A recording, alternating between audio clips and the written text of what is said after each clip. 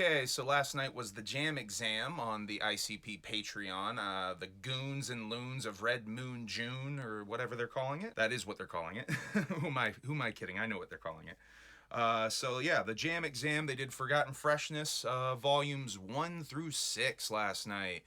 And yeah, they talked about some songs that were on there. If you don't know, Forgotten Freshness are ICP's collections of sort of rare jams, gems, jams, rarities, a lot of singles and stuff that they put out. ICP loved to put out singles back in the day. They still do, which we'll talk about a little bit later.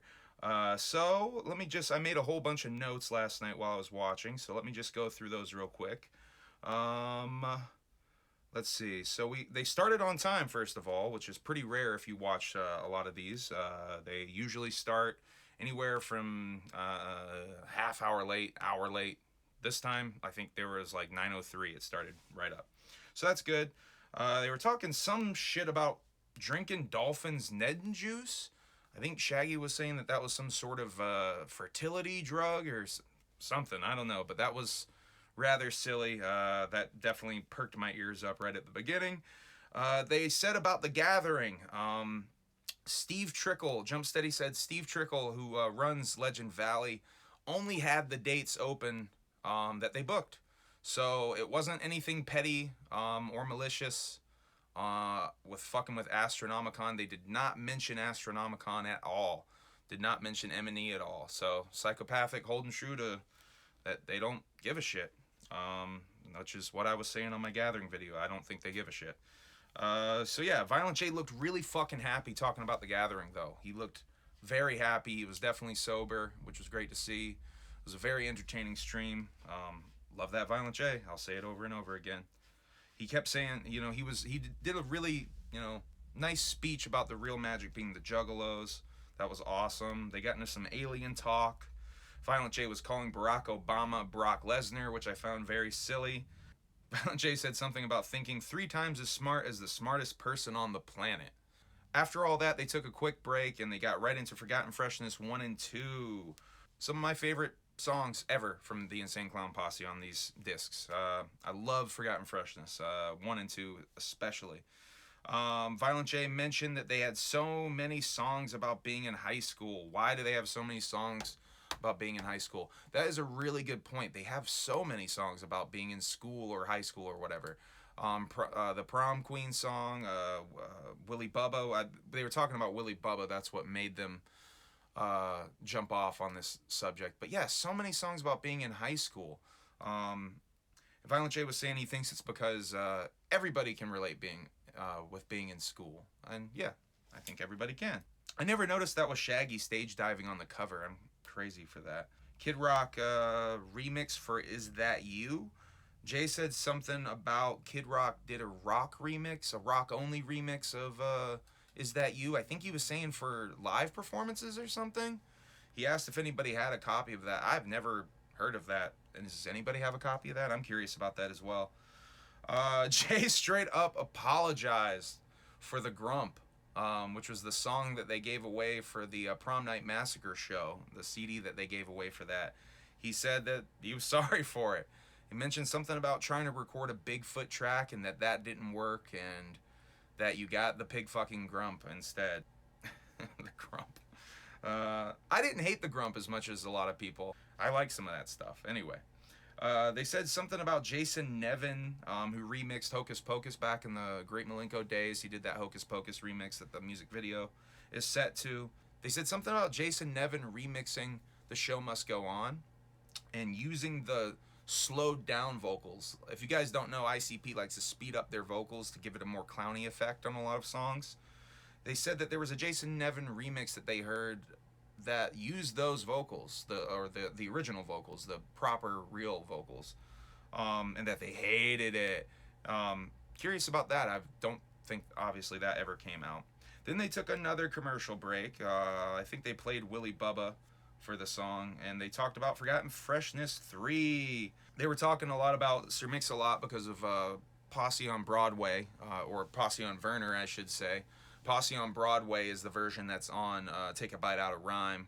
Posse on Werner is the original, real version that they wanted to release, But I guess Take a Bite Out of Rhyme told them back in the day that they couldn't for some reason. They had to say Broadway. I don't know. I remember something about that from way back in the day.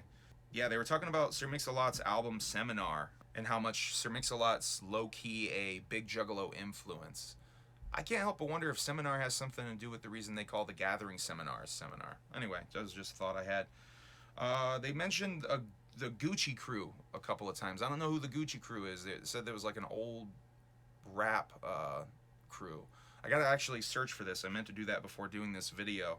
But they said there was a song by the Gucci Crew called The Dating Game that they basically lifted the idea for the Nedden game. Curious about that as well. Oh, I got here. Jay also mentioned something about the Rude Boy being in the hospital. I saw that the Rude Boy was, or no, someone, not the Rude Boy, but someone was posting a GoFundMe for the Rude Boy yesterday as well. I hope the Rude Boy's okay. That's concerning. Get well, Rude Boy, if you're watching for whatever reason. Then then they were talking more about Sir Mix-a-Lot. I only have notes about Rude Boy and Sir Mix-a-Lot and stuff. It seems for this one. Jesus Christ, my cat is crazy. They were talking about the Sir Mix-a-Lot song Buttermilk Biscuits, which they played on the break. Sort of uses that sped up vocal style that they like to use. They played it. It was great. Sir Mix-a-Lot's dope, man. I got to check out more old school Sir Mix-a-Lot. Then they took a break, came back, talked about Forgotten Freshness 4. Fresh Kid Ice. Jay was talking a lot about his book and how them bringing Fresh Kid Ice on tour was like a big deal to him, I guess, and he wrote a lot about it in his book, and it made Jay seem rather emotional talking about that. Jay said that the most unfinished song ever released by the Insane Clown Posse was on Forgotten Freshness 4, That's Alright song. Forgotten Freshness 5, they talked a little bit about the Creation song and how he had that Creation song recorded for a little while and like wasn't gonna release it and then released it. I was kind of confused with that whole thing. If anybody knows exactly what they were trying to say with that, I don't know. I got lost with that whole explanation. They said that the 3-6 Mafia song I'm an Alien, or Project Pat song I'm an Alien, was already released when they got sent the reels to collab on it. That's weird. So yeah, they took another break, and Forgotten Freshness 6. Boy, I regret not getting Forgotten Freshness 6 at the Gathering in 2019. They were selling those puppies for $40 a pop, and I thought that was so stupid at the time. Shit, I wish I could go back and get 2 of those motherfuckers now, man. Oh well, hopefully at the Gathering, they will be there again for $40 a pop, and I will scoop up 2 or 3 copies of those bitches. Anyway, if you don't know, I have this weird collecting thing with my ICP CDs where I like to keep one sealed, I like to keep one open to listen to. It's just a weird collector thing that I like to do. I've done it with a lot of my ICP CDs. So then they jumped into Forgotten Freshness 6, which I think I already said.